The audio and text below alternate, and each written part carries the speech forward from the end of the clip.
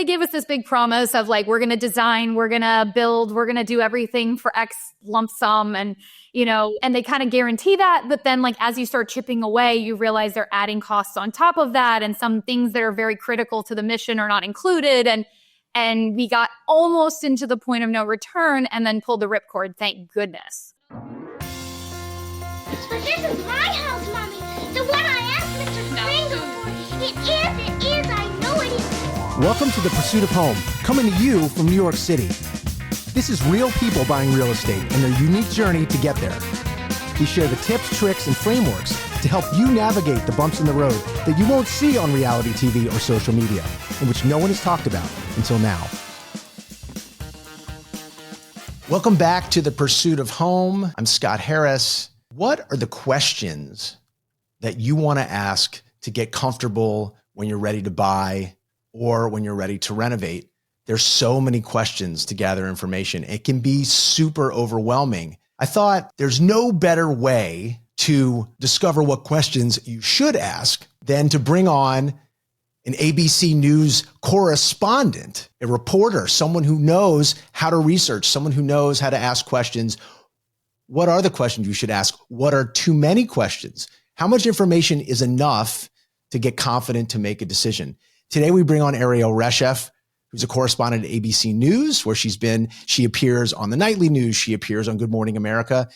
She's also a client, and I'm just so happy to have her here today. So without further ado, here's my conversation to help you learn what questions to ask. Here's our conversation on this episode of The Pursuit of Home. I am so pleased to have on the podcast Erielle Reshef. Erielle has been national correspondent at ABC News since 2017. And who better to think about what questions you want to ask when it's time to buy a home, renovate a home, than somebody who does ask questions for a living. Erielle, thanks for being with us. Oh, it's my pleasure. No pressure. No pressure. Your day-to-day, you're a reporter, you're a journalist. So research, is something that you've learned to dive deep into.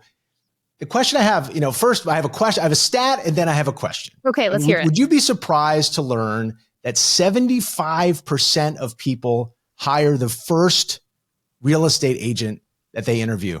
No, I'm not surprised. I mean, that's staggering, but I'm not super surprised because I think that, first of all, real estate agents are very good at their job. So I don't have to tell you, your part of your job is being a salesperson and selling yourself in a, really effective way. And I think people are busy. They don't have the bandwidth to do a ton of research. If it's not, exactly what they're focused on at the moment, they have their jobs. They have other things to focus on: kids, lives, dogs.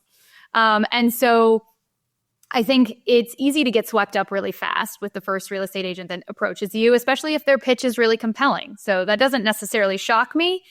I would say maybe take a breather, and I'm sure we'll get into that. How did you go about setting the table for yourself and doing the research when it was time for you to get started looking for a home? Well, if in terms of the real estate agent we chose, one of the things in our life that's really, really important is true, authentic relationships. And so, it would only make sense for us that we would turn our trust with our biggest asset to the people in our lives who we feel like have earned that trust. And so obviously you are a real estate agent, for full disclosure. But Daniel and I were very reticent to buy. I was pushing a little harder than he was willing for many years, and you know this. And then, when the time became more ripe for it, of course, we turned to you because you had been a trusted voice and really had never pushed us. And had really felt out our own comfortability with our financing situation, what we were looking for, our timeline, and you were patient. I think one of the biggest red flags out there, and this is probably common sense, but when you talk about real estate agents, if you are feeling overly pressed by a real estate agent, and you're just not at the place where you're comfortable yet, even making decisions, then that's a big red flag. Yeah, I mean, I think that's important.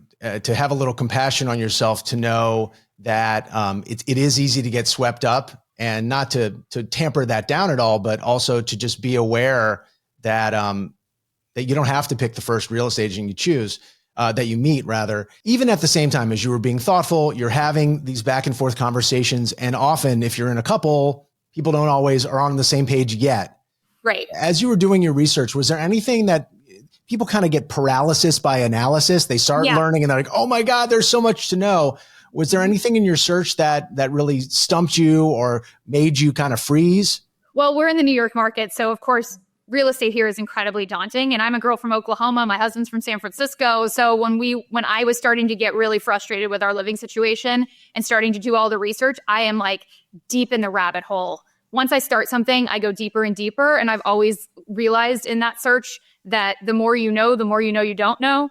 And so it can get very daunting because there's really no end to the research. The first thing I did was I got on an app that serves the New York area. And I would be obsessively checking it over and like as if it were my social media. I was checking it over and over and over again. But what it did was it opened my eyes to the landscape here in New York City. And then I spammed my husband with many properties. I would send them to you. He would send them to you to vet them. And it was sort of this triangulation of, is this what we should be expecting? What can we actually afford in this, within this paradigm of what we're seeing? It can definitely, you can get analysis paralysis. That's a real thing. And I have to really hold myself back because of the nature of who I am and what I do. I can go into the research rabbit hole without any end. So the good news is I have a husband who's sort of he checks me on that stuff and says, okay, it's time to put the phone down. Or let me just lay down the hammer. We're not buying a place right this moment. So you can spam me all you want. But honestly, it's a net benefit because I knew, and we can go into the story of how we found our place. But I knew in my core that I was understanding sort of what's available out there. And I was trying to push us to the point where we were ready. And then honestly, the world fell apart during COVID. And we'll go into, the serendipity of how we found our place and what happened. But, and we had a baby recently. So all of the chips were sort of starting to align that we needed to move out of our previous circumstance. But we didn't get the shove until COVID happened. So if I'm hearing you right, some of this is like you have to have a partner to kind of go from where you're a reporter and everything has to be, the facts have to be checked and everything else to it's a very different experience for real estate because you have to have information, but there's a point at which, okay, we're not going to get any more information that's going to help us make this move. We just kind of have to get into it. Yeah. Well, and at the time, the market, when I was doing all that research in the beginning, at the front end of this, before we bought our place, the market wasn't really changing. And in New York, there was, you would know this well better than me, but there wasn't much inventory and everything was outrageously expensive. And so it was prohibitive. So it sort of put the guardrails in place for us without us even thinking about it. But then as we moved into the pandemic, the situation changed. And by the way, that experience that people have, there's never enough inventory and it's always too expensive. I think that's kind of like the way that people almost always feel, even now. How did you and your husband break up the work? Was it a conscious thing or was it you already knew, okay, this is kind of what I look into, this is what he looks into? Before you bought? Before we bought, it was all me. Because Daniel is a very comfortable guy and he's very happy with, his circumstances and he makes the most of his circumstances. And so it took a massive shove for us to need to do this, right? Like it took this unbelievable opportunity for him to finally come around and coalesce around it. For me, I was itching. Like I was ready to go out of our previous apartment situation. We were renting, we hadn't bought. And I felt like the walls were starting to cave in on us even before the pandemic. And so I was the engine really driving the research beforehand. And Daniel was kind of, humoring me by taking the text messages and taking the email with the links of different places and looking at them and going, this is unrealistic. Please stop sending me this. But I think in hindsight, he would probably tell you it was a good thing because we knew what was out there. We knew what a good deal was when we saw it because we saw so many situations that seemed preposterous. But I was the engine in the beginning. Yeah. I want people who are listening to get this one little nugget from what you're saying, Erielle, which is that even though it seems like one person might be doing all the work, I think both people have to kind of experience the whole flow of information in some way, because if he had totally ignored you as you were doing all this work, or you didn't share all of those listings, he really would not have had the information to feel confident making that decision down the road. Definitely. So it sounds like you were really doing the heavy lifting, but he was still getting educated. And I think sometimes people think, oh, I did all the work and the other person didn't. I think there's still a partnership in there. 100%. And I am the researcher and he's the financial mind. He sits in front of the spreadsheet and actually tells me what's real and what's realistic. And I'm the one that does all the research to give all the options, right? And so he starts to put the pieces in play. And we did that at one point. We sat together. He's like, let me show you our finances. Let me show you the spreadsheet and why X, Y, and Z that you sent me is not going to happen for us right now, so that you don't feel disappointed that I consistently say to you no, but like you also can know what to be looking for, or like how our circumstances needed to change in order to make something more of a reality. Yeah, the information, because we were talking a lot about information, I think that's the part, that sit down, that like, which can be a very uncomfortable sit down, is to get, okay, this is what our financial situation is, and this is what we can do. And then it sort of tunes your antenna, points it so that you're looking for those opportunities. And without that, and getting clear both on the, call it non-financial piece, which is like, what are the things we love? Then you get tuned more, then you also get tuned in to some of the, call it more practical. Now, I would argue, and tell me if you disagree with this, if you get tuned into the practical side first, then it's all no, and you kind of might shut down. Well, absolutely. I mean, I think most couples have the balance of the one that says, I know what's possible if we could just bend ourselves to make it possible. And the other one who says, it's not possible right now, like live in reality. And like, we're lucky to have that push and pull. But you're right. If you look at only the empirical stuff off the bat with real estate, you may never end up buying, because like a lot of times, but the one thing that Daniel did really wrap his head around when we started to see things that were more realistic for us is this is your biggest asset, and likely your biggest asset in your life. And so you may stretch yourself with real estate in a way that you're not comfortable stretching yourself with a car or with other luxuries in your life. This is a place where my husband, once we did make the decision to buy and we saw a great opportunity, he was very comfortable going, this is a risk. We are gutting a place, and we'll get to that. And that was definitely uncharted territory for us, especially in New York City. But he realized that at the end of the tunnel, if we did it right with the right people in place, that we would have the best possible scenario, best possible asset at the end of it. So I don't want to skip over all of the excitement of finding a place and feeling like it was at a good discount during COVID and all that. But remember, people are listening, like, don't have the chance to go back in time and buy. 100%. It was very unicorn-like. So you found something that everybody felt, okay, this is, and I was like, this is a great opportunity, blah, blah, blah. But I think, and I tell people all the time, at every point of a market cycle, whether you're at the frothiest part or the down, there are opportunities. So you found something that you loved, you were ready to go about it, and you started to do renovation, which is like super, super intimidating for people. And not just renovation, like top to bottom, every single room, every single floorboard, everything had to go. And I don't think we realized that when we had originally fully opened the doors to this place, but yes. So there are a lot of unknowns about renovating, and people make a lot of mistakes. So I want to start with, what are the mistakes that you think you made during your renovation? And how did you go about getting more and more comfortable, spending money and maybe saving money? Yeah. So we made a massive error in the beginning, which was we hired a design build firm. Can you describe what that it means to people? So Daniel will have to explain more of the mechanics of how exactly that works, but they gave us this big promise of like, we're going to design, we're going to build, we're going to do everything for X lump sum. And, and they kind of guarantee that. But then like, as you start chipping away, you realize they're adding costs on top of that. And some things that are very critical to the mission are not included. And we got almost into the point of no return and then pulled the ripcord. Thank goodness. So wait, let me just interrupt for 1 second. So to be clear, I mean, I know what a design build firm is. Yeah. The idea is it's all in one. Correct. The challenge is to understand what that all is. Yes. And what the quality of work is like. And so what happened was, I'm such a researcher, but we had gotten really good feedback. We had gotten this by word of mouth from people close to us, that this was a firm that kind of did it not on the cheap, because we weren't looking for crappy work, but it was reasonable for us. Yeah. Value for money. That's my husband's, big motto.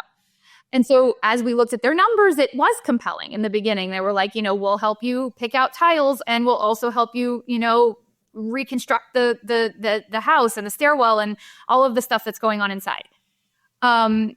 But like I said, as we started to chip away at their structure, we started realizing that they were adding costs on to things that they had said were built in. And there was a degree of mistruths that were given to us in the beginning. And thank goodness. So the big mistake there was it sounds really good to have all of it included in one pie and to not have to go ferrying between different vendors, AKA have a general contractor, an architect, and a designer, like an interior designer. They were promising all of that in one bow.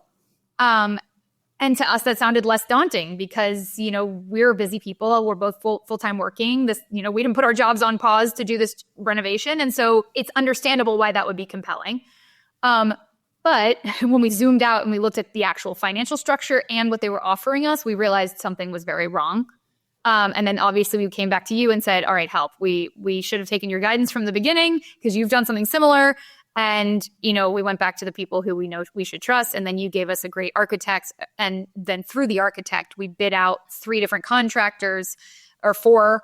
And we separately hired an interior designer, which sounds like a lot, but it actually ended up working really well. Once you realize that and you haven't made the mistake like that, you've been able to back out from that mistake, then you got into the renovation. And I think we sort of shift into kind of what I would call like the advice phase, right? Okay, you've broken out, you've bid out a job, which I always tell people is probably the wisest thing to do, depending on their situation, because then you can look at the line items and it's not like, oh, we have this project, we want to do it. Sometimes you go, okay, well, here are 50 things we want to do. Some of them, we don't want to skimp, quote unquote, on it. This is going to be something that is really, we want to spend more money here, but maybe there are other places where we can spend less.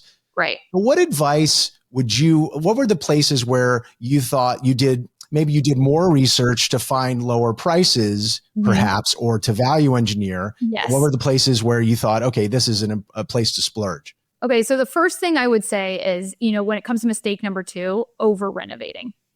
And what I mean by that is you want to be in touch with the market around you. Even though you probably picture yourself living in this asset long term, we still were trying to keep our finger on the pulse of like what the prices in the market in our area were doing, so that we wouldn't go so overboard on finishes that we price ourselves out at some point, like that no one in the neighborhood is ever going to pay the amount of money that we poured into our project. So we probably went above the much above the level of sort of the standard. But I don't think we went to the point where if we decided to turn around and sell our place, people would go, that's ridiculous. So that's a big issue. And I would say when it comes to the research on, the project itself, I was constantly doing research. And the fun part about renovation now, if you have good taste or you kind of know what your vibe is going to be, there's so much out there. That can be hard too. That can mean that you have to parse through a lot of, crap, like crappy products that you think look good and then they don't. But there are so many options now. We did a lot of high end and we did a lot of like Etsy, vendors from Etsy who aren't cheap, by the way. They are real craft, artisans. But you feel good about that. And you also feel like you measure that against, buying stuff through vintage vendors. And we had a lot of help through our designer when it comes to the finishes of the place. But I pushed her, and she would admit this because I'm a researcher. So I would spam her with like 17 different options of tiles.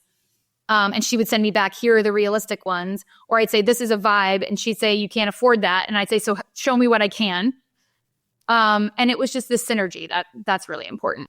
Right. The idea is, or the concept behind this is value engineering. And that's a phrase that people don't always hear or they don't think about when it's time to do a renovation. I can't tell you, Erielle, how many times if I'm bringing a buyer to a listing, how often a seller who's trying to sell the home and my buyer's seeing it, the price is reflective of what they paid plus their renovation cost. And unfortunately, depending on the time in the market, A plus B does not equal market price. And also what they did, right? The other thing that I would say that comes with over renovating is you want your home to feel like yours. And you certainly want to decorate it so that you're happy in your space. That's the whole point. But we were very conscientious that we don't want people to walk in our home and go, whoa, like we could never live in this place. We wanted it to be a balance of this is very Erielle and Daniel. We see this for them, but we could also see ourselves here. Like we feel comfortable here. And so, it really depends on what you're trying to do with your home. Are you really planning to be there, 10, 20 years? Or like, is this a 5-year investment and you may have another option later down the road? If that's the case, then there really need to be thoughtful decisions made on the design front that don't price you out. And also when people come to look at it, like you said, and you're trying to sell them on the finishes that you put in and they're going, this is not even in the like realm of my taste. That's the misalignment is where you get into a lot of trouble. Yeah. The stat that I have read, and I think it's important for people to know, is that the average time that people live in a home is 7 to 10 years. That makes sense. Yeah. First time home buyers, it's more like 2 or 3. And that's, across the country. So that can, in New York, it might be a little longer. But if you're doing renovations and you've spent significant amount of money renovating, the last thing you want is to do it in a way that's so specific to your taste that no one's going to be interested in it. Now, again, it's kind of hard to do. I mean, I've seen some really crazy colored kitchens. But color you can fix, like, right? I mean, it's like when you talk about color, are we talking paint? Or are we talking tiles? Are we talking, structural color? That's a problem. When you talk about paint color, like go wild. You can always repaint a place. And if someone has even an ounce of vision, they'll come in and repaint the place if they don't like your color scheme. It's more about what cabinet did you choose? What does your hood look like in your kitchen? What finishes do you have in your kitchen? Are they going to be compelling and will they stand the test of time? Those were big factors for us. And we spent a lot of money, I got to be honest, and you got to be prepared for this with a renovation on the not fun stuff, right? The stuff that you don't see behind the walls and even structural. I mean, we live in a really unique property that needed a stairwell and our stairwell was going the wrong direction the first, and then we found out it had to be steel reinforced, which zapped our budget. And I was devastated because it took away from all those more fun external things, but also realize, I think the last thing I'll say, and this is something in hindsight that I know, is you're never done. Like, I know people renovating don't want to hear that, but you should be comfortable with the fact that, like, as you live in your home and you are grateful to be in the space, you are going to notice things that you want to change or that you want to add or that you want to shift. And not all of it has to be done at once. Like, you can have little projects incrementally after the big reno. And we're sort of getting to that point where we're like, okay, I think it's time to like do our bedroom. Okay, I think I want to do the guest room. But like, we just simply could not do it when we were in the midst of it. Well, Erielle, Reshef, thank you so much for being on the podcast and for being so open about your journey. So much fun. All of this is a nice reprieve from the heaviness of the world. I love real estate. Great. Well, thanks again for being here. And I hope I get to visit with you again soon. Pleasure, my friend. Thank you. That was my conversation with Erielle Reshef. Many thanks to Erielle for being so generous with her time. She's running around the country, helping people understand, unpacking all of the craziness of the world. So I think it was a lot of fun to just sit down and talk about something that's super important for you and for so many people out there, which is buying a home and finding a home and making a home beautiful for you. At the same time, I got to admit, I was incredibly intimidated and nervous, making sure I asked the right questions of Erielle, and she made it so easy to help you understand what are both the pitfalls as you get involved in buying a home, and also what are some of the things that are so great that come out of it when you ask the right questions. So thanks again to Erielle for being here. Pursuit of Home is produced by Fina Charlson with an assist often from Karen Leonardi. We're part of the More Network. So if you like what you hear, don't forget to subscribe, share with your friends, send us questions that you might have so we can give you more insight on what does it mean for real people to buy real estate and find a home that they love. And we'll see you for the next episode.